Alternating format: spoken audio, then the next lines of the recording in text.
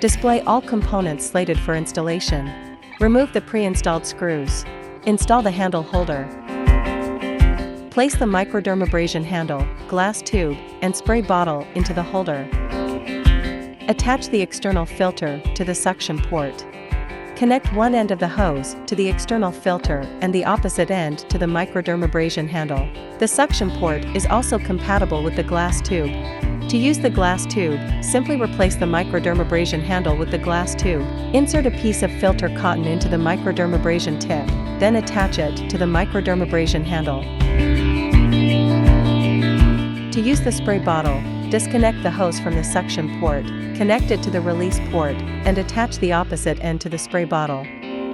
Connect the power cord and turn on the instrument. Adjust the suction intensity according to individual endurance. Power off the instrument and disconnect the power cord.